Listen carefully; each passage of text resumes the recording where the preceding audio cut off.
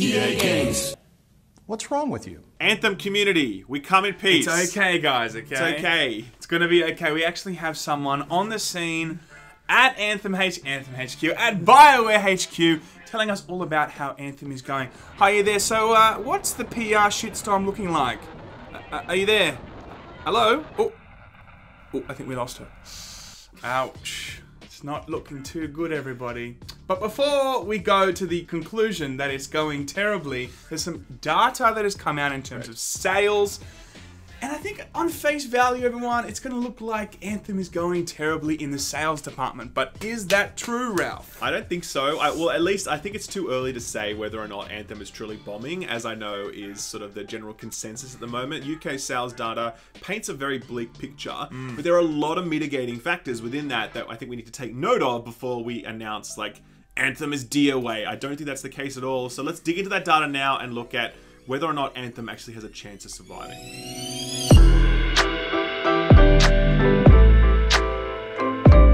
Okay guys, so for most of you mere mortals, you started playing this game on the 22nd of Feb. Some people started playing this on the 15th of Feb, okay? We jumped on earlier, we finished the game, we had certain things to say about this game, and the general consensus, I think, in the community is it's either pretty lukewarm or the game sucks. That's kind of where it is. I don't think I've ever seen one person come out yet on YouTube or like even the media outlets. I've seen lots of people come out and say they love the game, they think it's fantastic. Every review I've watched is either like, look, this game's okay, but it needs some changes, or this game sucks. That's what I've pretty much I've seen a lot of people say, I love this game, I think it's fantastic, despite its issues, which is totally fine. Like, that's it.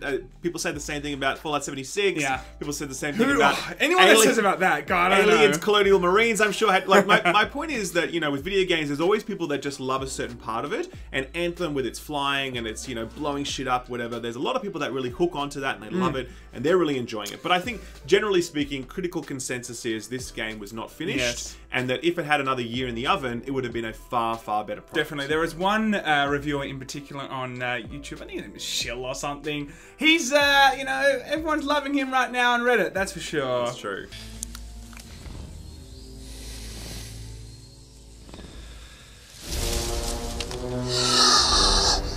Clever girl. So that critical consensus creates some issues for BioWare, right? The sales data has now been released for the UK market only, and it does paint a fairly grim picture for how Anthem is performing in this early launch window.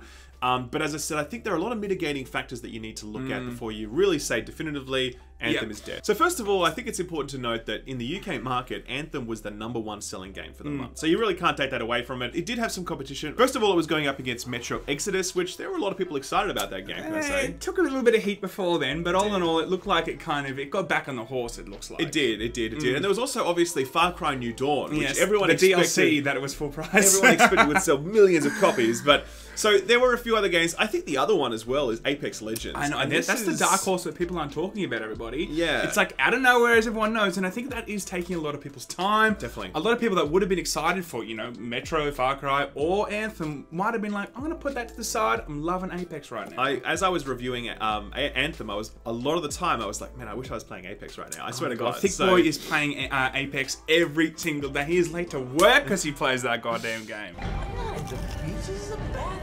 So the competition that Anthem was up against was fierce, and even then it still achieved the #1 spot, so that's good.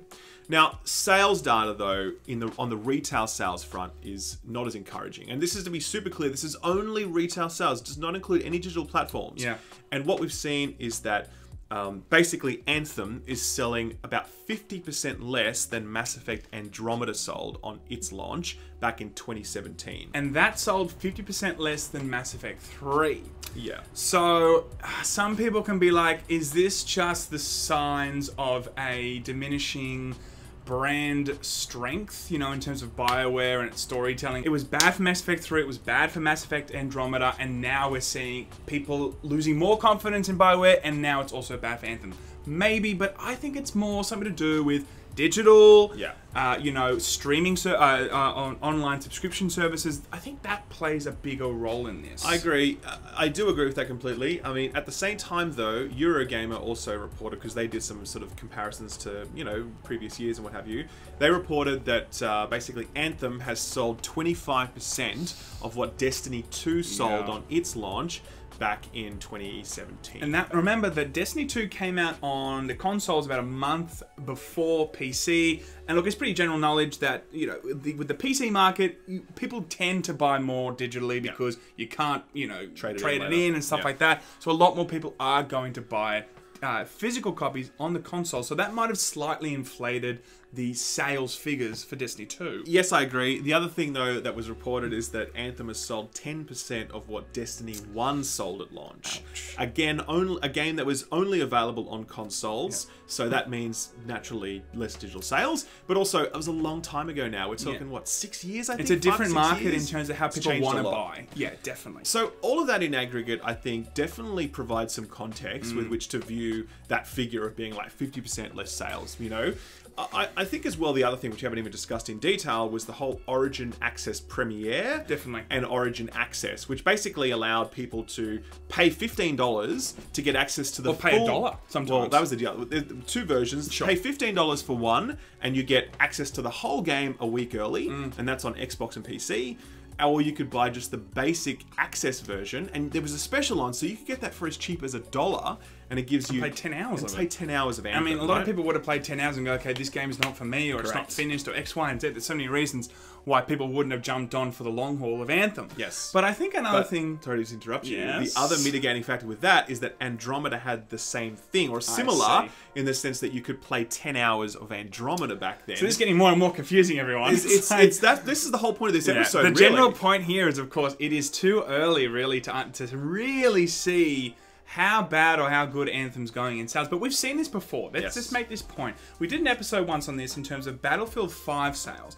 Now, a lot of people did jump to the conclusion that, you know, Battlefield 5 was going terribly, but once we saw the complete picture of all the sales, it really showed that the retail didn't really represent the total figure of how this game really went. And we might see this with Anthem. We might see that once we get all the digital sales in, once we account for the Origin, you know, Premiere Access people, we might be seeing that this game is actually going quite well. I highly doubt that. Yeah. Based on the community's reviews, based on the general consensus right now of the current state of Anthem, I think a lot of people would have been deterred from this product. Yes. And the game award for Game of the Year goes to...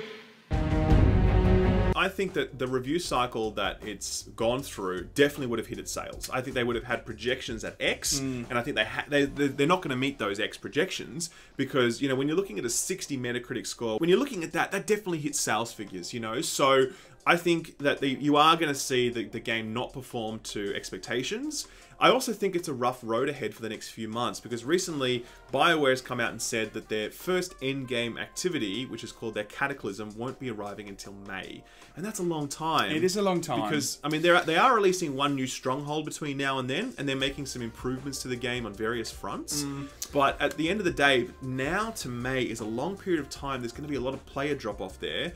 And I'll make the point as well, this game is not going to have any paid DLC or in terms of like all the new story additions and new components are going to be free. They might add paid javelins, we don't know. They'll add certainly more skins and customization. Sure. But for this game to really start making money for EA and be really worthwhile for them, it's a tough road ahead before they're able to see some more money flowing into the coffers. Yeah, I think that we've seen with Activision, they looked at Destiny and thought, this isn't making us enough money compared to the effort that goes into it. Very true. We might see this too. They might go, cool, let's jump in with the looter shooter. And then they'll go, hang on, we've done it. It's not doing too well. The amount of effort and staff it takes to actually upkeep this and keep it, you know, competing. It's like I think EA might look at this and go, let's just go back to FIFA. Let's just go back to fucking loot boxes and shit. Yeah.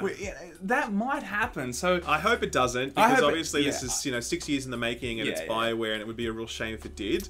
But at the end of the day, unfortunately, this is the reality. When you release a game that is not finished, people do not like it. Like, that's it. I mean, I know, as I said, Anthem fans, I'm glad you're enjoying it, but let's all be honest here. This game was not ready to be released. And the fact that their first in-game activity comes in May is the ultimate proof of that. So as sorry as I feel for BioWare about this, and it does make me sad, but we have to be realistic and say, in the world of business, when you release a shitty, incomplete product, then people are going to get mad about it and they're not going to buy it. Yeah, I think you're right. I think the road is long ahead, and I don't know, with, you know, Division coming out, Destiny now having a rebranded reset button because it's away from Activision, I don't know if people are going to stick around because there's just too many other choices, too many interesting choices, and yeah, I mean, who knows? But we don't, as I said, we cannot use this retail data as the down and out count for Anthem. We will see more complete sales data over time, I'm sure, and we will keep you updated on that as it comes through. Ladies and gentlemen, stick around for news, reviews, and discussions. Goodbye. Laymen out.